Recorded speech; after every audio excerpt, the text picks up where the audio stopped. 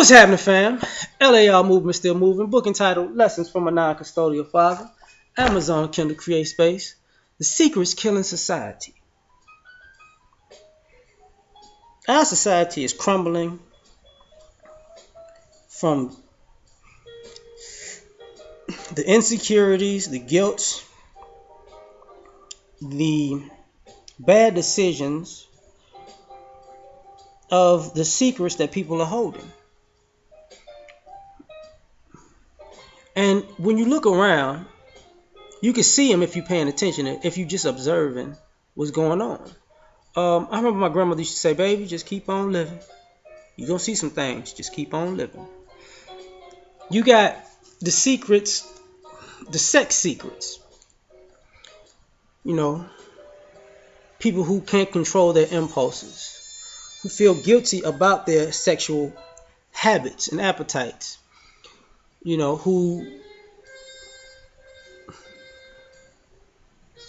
are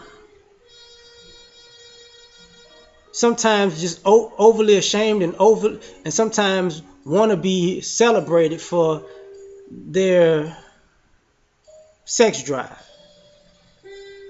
to the point that it overshadows whatever that they do in life. So it becomes a secret because they start realizing that I need to keep this shit on the low because I can't go out promoting that I like doing this shit. It's not conducive to the life that I'm building for myself. They're diametrically opposed. So then you get people, you know, who have dysfunctional, degenerate, self-deprecating habits. See, a lot of this drinking, smoking, a lot of recklessness comes from beating yourself up from your secrets. You know, you have the secret depression that's affecting this society of entitlement, naive or delusional mindsets and egos, the lack of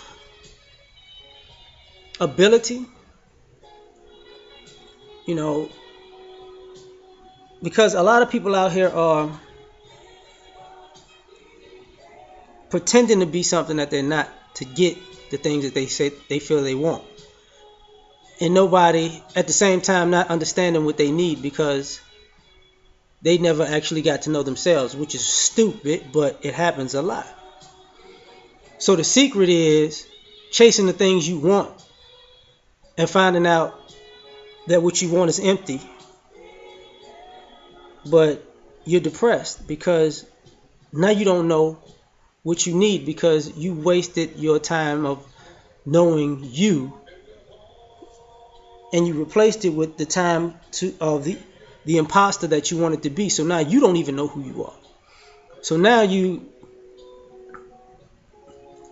you're dressing the part, you're looking the part, you're speaking the part, you're having your facades, backstory, and then you come face to face with the real person that you are in the mirror and you realize you're not even you. So you beat yourself up. You take that out on yourself. You take that out on other people because, especially other people who are living their truth or their reality. I don't care if they're good people or bad people. At least you can tell they haven't lost their soul. They know who they are. And the jealousy of people being free bothers other people. You know, it's the equivalent to overweight people eating. They know what they're supposed to they know they're supposed to stop overeating. They know they're supposed to exercise. They know they're supposed to take better care of themselves. But when it comes down to practical applications, they just don't want to.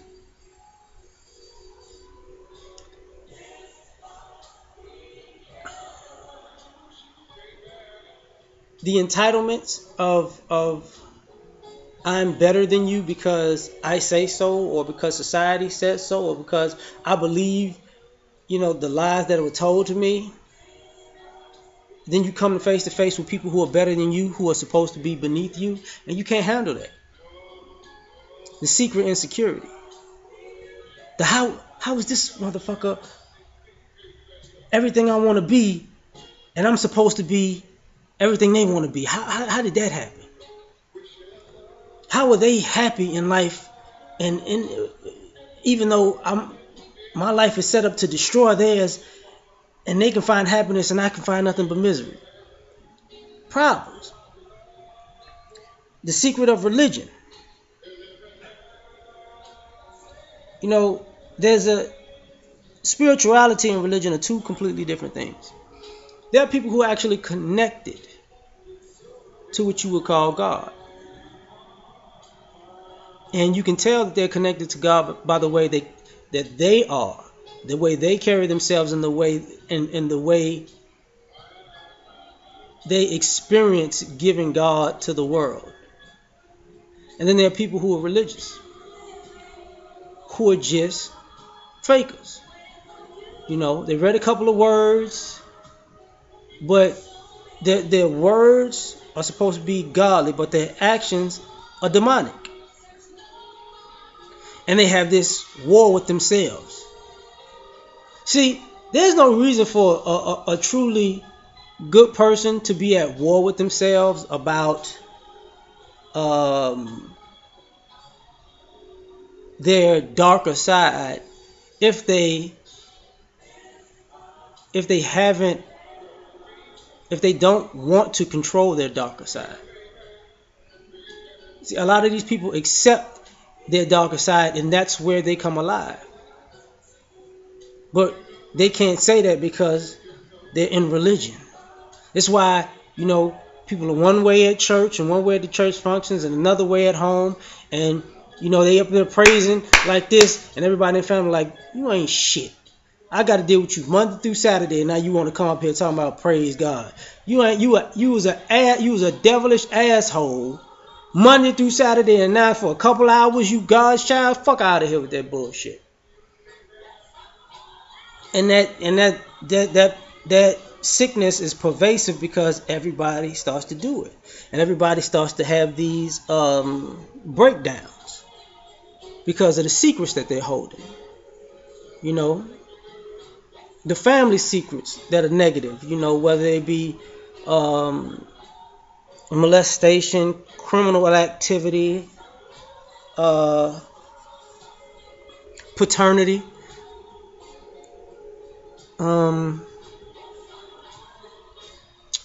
what abuse that people have to live with, and in some ways they can't escape because they're children who grow to be adults with these issues, and they take out those issues on everybody else around them, and the new people don't know what's going on, and the old people won't say because the old people are living a lie too. Because the secret is they don't want to look bad now that they've given somebody, they basically destroyed somebody or put somebody on a path of destruction that was innocent in the beginning, and they don't want to live with that. You know, but the reason I'm talking about this is because these secrets wind up intertwining with other people's secrets and lives and functions and dysfunctions. And you go around here looking around, and you're seeing people getting in relationships with people who don't mean any good. And sometimes people actually mean people good, but their secrets and dysfunctions, they expect other people to deal with them, trying to give them a hug and stab them in the back at the same time. And ain't nobody going for that. You know? That's why, you know, business deals aren't done with a handshake no more, because people have bad intentions. That's why, you know, you're supposed to take a test for most licenses. That's why I was clowning with my friend about this yesterday. You don't even take a test for a marriage license, though. That's crazy. I got to take a test for a driver's license. I got to take a test for a gun license. I got to take a test for a fishing license. But a marriage license, no. I just got to pay this money, sign a piece of paper. That's not cool. But but I use a marriage license because everything else there's a responsibility to the collective.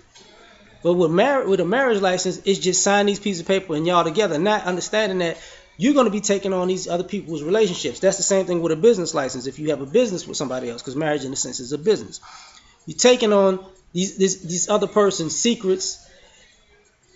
No, sometimes, for the most part, I think unknowingly.